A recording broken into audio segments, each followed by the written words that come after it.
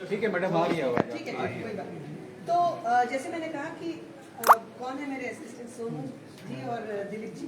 तो आप पहले तैयार रहिए और मैं चाहूँगी कि कोई वॉलंटियर है जो हमें स्टॉप वॉच, आप वॉलंटियर करेंगे। तो हम क्या करेंगे कि मैं पहले इनको स्टार्ट करूँगी, तो ये बारिश करना एक साथ शुरू करेंगे और जब ये बारिश शुरू हो जाएगी हम मेजर करेंगे कि यहाँ से पानी एक दो वॉलंटियर चाहिए। आप इसका मॉनिटर करें कितने सेकंड में ये बाहर निकल के, इसको इसके नीचे रख दीजिए, बाल्टी को इसके नीचे रख दीजिए जी, इसके बिल्कुल हाँ जैसे वो, ठीक है। तो आपको एक वॉलंटियर नोट करेगा कि कितने सेकंड में इसमें से पानी निकला, और दूसरा वॉलंटियर कौन है स्टॉप वॉच लेके जो कर सकते हैं। आप स्टॉप वॉच कर लीजिए शुरू, और जब बारिश शुरू हो जाएगी तो स्टॉप वॉच स्टार्ट कर देना। आप पानी, जब मैं कहूँगी स्टार्ट, आपको स्टॉप वॉच स्टार्ट करना है और आपको पानी स्टार्ट करना है, और फिर आपको नोट करना है मनीष जी कि इधर से कितने सेकंड में पानी निकला है, और आपको नोट करना है कितने सेकंड में। That is the first observation we will do and then we will talk about other observation. तो पहले शुरू कर देते हैं। तो आपको बस यहाँ पे इधर पानी ऐसे से अपने आप वो पानी नीचे जाएगा, ठीक है। तो 3, 2, 1 स्टार्ट। तो ऐसे स्प्रेड कर दीजिए, हॉरिजॉन्टली स्प्रेड करते रहिए, इधर तक लाइए। हो गया 10 सेकंड में हो गया। हाँ, तो वो बस उनका जल्दी हो गया होगा। You may take time for it.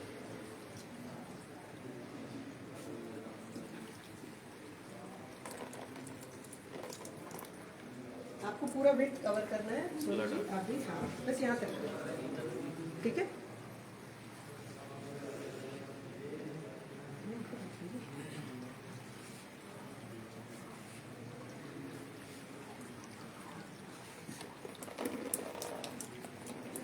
नीचे बाल्टी नीचे रहे, बाल्टी के अंदर पानी कलेक्ट होना चाहिए। हाँ प्लीज, थैंक यू। राहुल पकड़ना इसको। Seconds noted, almost 50 seconds. 15 की 5? 50. Okay. So what was yours? 10 seconds. 10 seconds. Okay.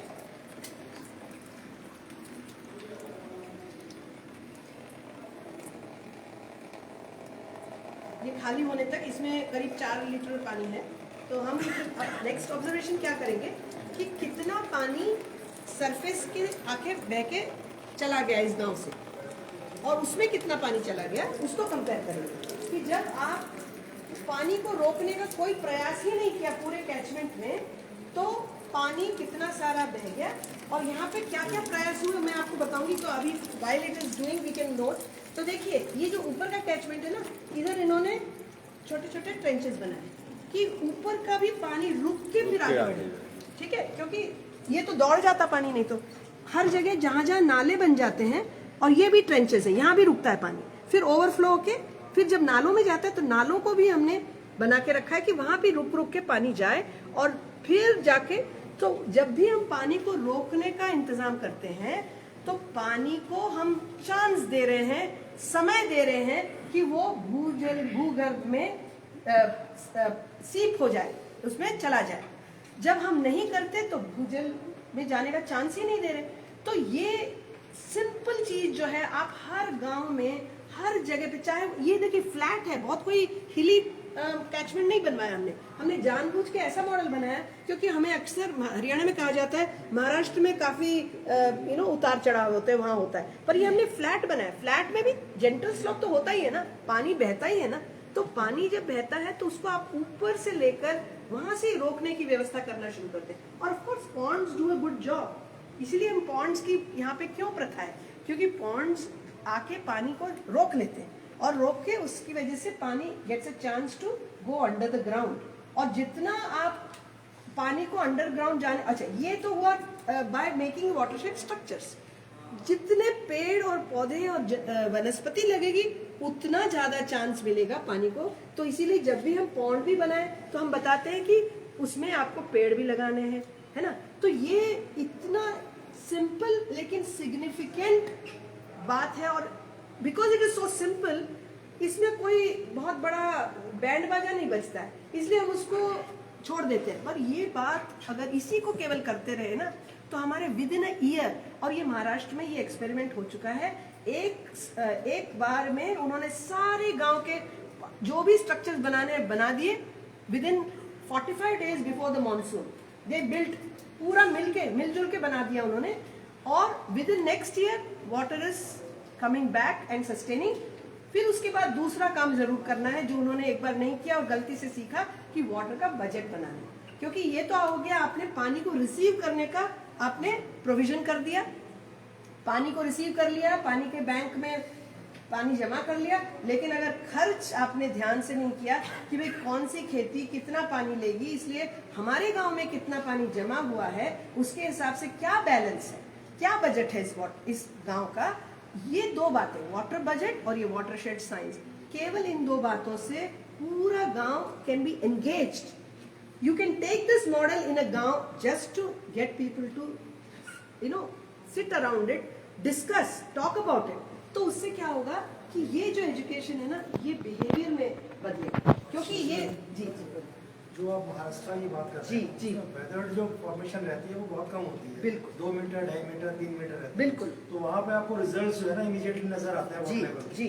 तो ये फॉर्मेशन हमारे एलुवियम है। बिल्कुल। एलुवियम में मैडम जो आप जितना मर्जी कर लेना जी, जितना मर्जी आप करते हैं, हमारा ड्राफ्ट इतना ज्यादा होता है उसमें रिजल्ट्स नजर ही नहीं आते। एक साल में नहीं आएगा, एक साल में नहीं आएगा, मैं मानती हूँ एक साल में। दूसरी बात, हमेशा ग्राउंड वाटर का एक another science, it is not an exact science but it is a science that you can learn by observation.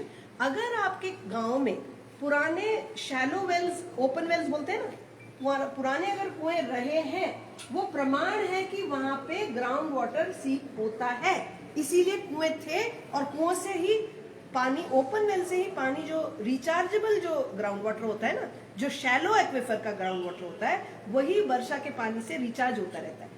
और अगर कुएं हैं, that means the soil is good enough to seep, जिसकी वजह से हम कुएं खोद रहे थे। तो आप ऐसे गांव को मैपिंग करें, उसको समझ लें, उसकी प्रोफाइल को या तो आप जियो स्टडी करके समझ सकते हैं, सॉइल प्रोफाइलिंग करके, या फिर आपके वहां के वेल्स को मैप करके समझ सकते हैं। तो wells mapping will give you very clear idea कि what is the condition of the subsoil, that it is definitely will encourage water to go in. और अगर आपने उसको इस तरह से आपने I'll share a video जो पठार में, आंध्रा के तेलंगाना के पठार में बिल्कुल वेस्ट लैंड जो था, उसको उन्होंने केवल वनस्पति को उगा के फाड़ दिया, जमीन फाड़ दी उसकी।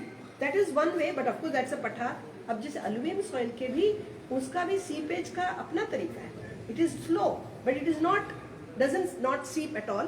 And then also कि आप सॉइल का जो टॉप सॉइल का मैनेजमेंट कैसे करें। तो मतलब 20% जो हमारे पास है ना, 20% से ज्यादा लेते भी नहीं जी, वाटर लेवल के ऊपर डिपेंड करता है। हाँ बिल्कुल बिल्कुल। Water level, deeper water level होंगे तो आपका उसमें सीप उतना 20% ही करता है। बिल्कुल।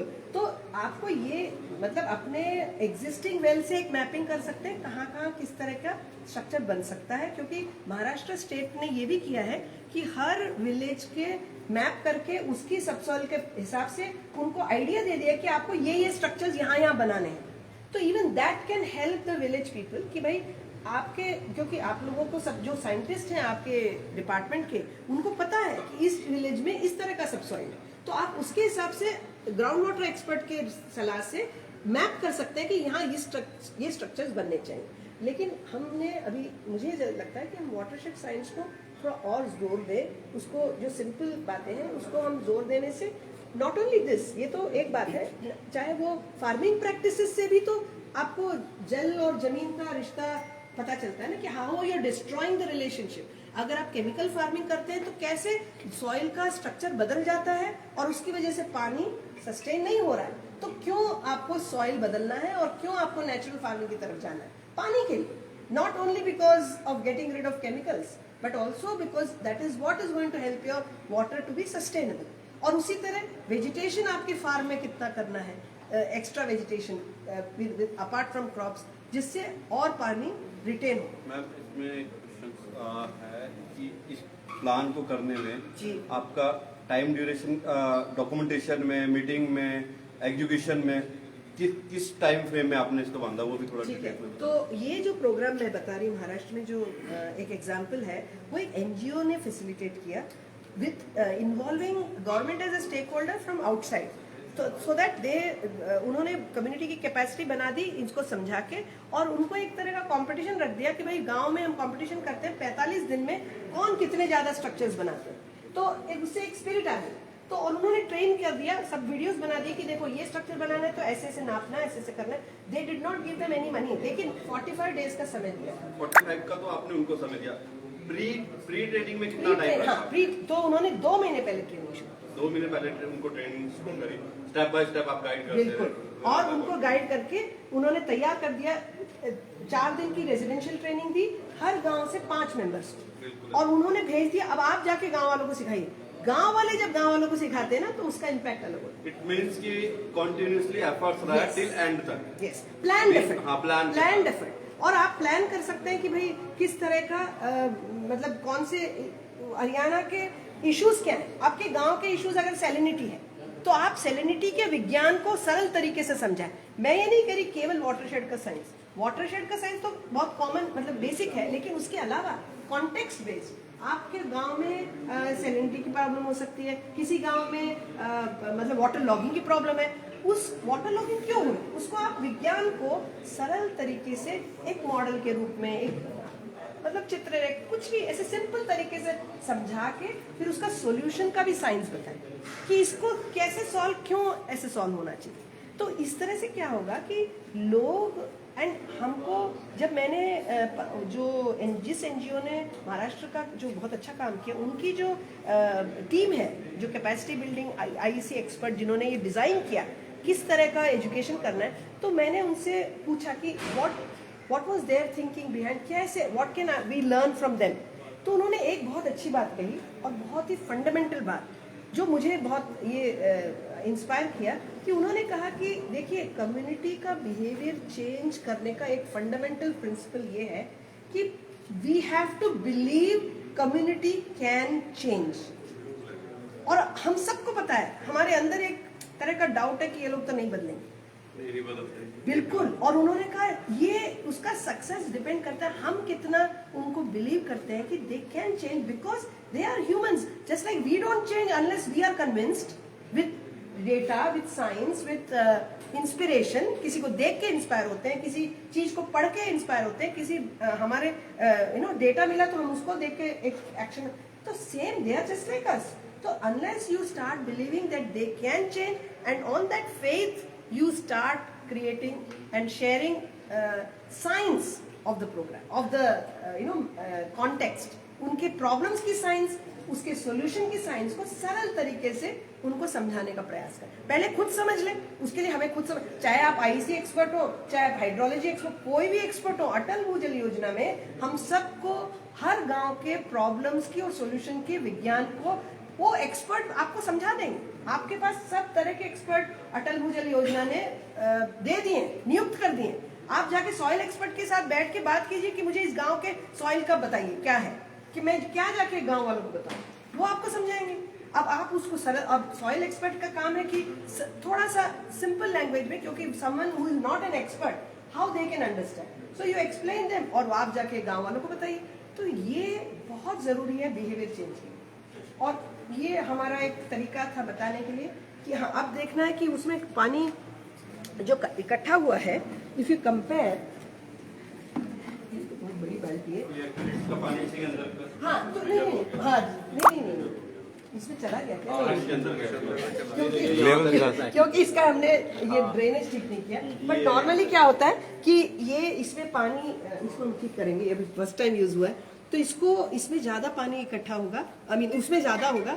इसका ग्राउंड वाटर देखिए, इसमें ग्राउंड वाटर ज्यादा जाता है, इसमें पानी दिख रहा है मैम, जो कंटेन है ना, अभी भी वाटर है, सीप होता जा रहा है, अभी वाटर है उसमें, बिल्कुल वो ड्राई हो चुका है। एग्जैक्टली। तो ये बात जो है ना, तो ये विजिबली जब, और हमने इसलिए आपको बताया कि इस तरह का मॉडल आप अपने गांव में ले जाके उसके बारे में बात कीजिए तो सबको बात समझ में, और एक क्यूरियोसिटी जनरेट करना बहुत जरूरी है। केवल आप ड्राई साइंस समझा रहे हैं तो मजा नहीं आता, तो कुछ चीज रख के कुछ इंटरेस्टिंग बच्चों को समझाना, स्कूल में दिखाने के लिए अच्छा है। बिल्कुल बिल्कुल। तो ये बस ये आपको एक झांकी दिखानी थी, तो इसलिए हमने थोड़ा प्रयास करके जी। You are talking about the water balance of any gram panchayat और any village, And in under Atal Bhujal Yojana in Haryana, most of the blocks are over-exploited category, and water level also very deep. बिल्कुल So there we cannot do the impact assessment because whatever groundwater is recharging, it Already- will take too much time. Yes definitely So how you will बिल्कुल। assess that how Very much true. groundwater तो- is being recharged? Correct. तो जैसे नेगी जी का सवाल है कि कोई भी गांव में अगर हम बैलेंस चाहते हैं, वाटर बजट का मतलब है कि सप्लाई और डिमांड का बैलेंस हो, तो अगर उनके साथ बैठ के अगर आपने समझा दिया, कैलकुलेट कर लिया कि पॉन्ड में कितना पानी है, आपके बारिश से कितना पानी आ रहा है, और अलग अलग माध्यम से बता दिया ग्राउंड वाटर में पानी कम है नहीं है ना, तो जो भी वाटर का मतलब आपके पास अवेलेबल वाटर पता है, तो आप तब उनको समझ में आएगा क्यों आपको क्रॉप डाइवर्सिटी के, क्यों आपको डिमांड मैनेजमेंट के सॉल्यूशंस की तरफ जाना होगा, ताकि आप और भी कम नहीं हो जाए। आपका रेड क्रॉप डाइवर्सिफिकेशन में पंजाब में काम देखता हूँ। जी क्रॉप डाइवर्सिफिकेशन की आप बात करते हैं ना, जब हम पंजाब में जाके क्रॉप की बात करते हैं डाइवर्सिफिकेशन, वो कहते हैं आप एमएसपी देंगे आप जी नहीं, वो सबसे सही है। पहले। देखिए मैडम वो सब चैलेंजेस है, मैं समझ रही हूँ। वो चेंज ही नहीं करना चाहते मैडम, क्योंकि जब तक बिल्कुल। उसको एमएसपी नहीं मिलेगा ना, वो कोई चेंज क्रॉप नहीं बिल्कुल। करेगा। तो अच्छा, एमएसपी की जब बात हमेशा उठती है, तो हम ऑफ कोर्स वो तो अलग एक लेवल पे हमें मार्केट डेवलपमेंट पे काम करना, वो सब है, लेकिन crop diversification not the only way for demand management. लेकिन आप उनको ये तो बता दें कि अगर ठीक है आप करते रहिए, लेकिन आपका पानी रेड में जाता रहेगा, जो बैंक बैलेंस है आपका पानी का, जो बैंक बैलेंस है वो आप देख लीजिए। At least you have made them aware कि आप किस रिस्क। जैसे आपने बोला था स्ट्रॉन्ग आईसी की रिक्वायरमेंट है, तभी चेंज हो जाएगा बिहेवियर। हाँ चलिए। अदरवाइज नहीं होता।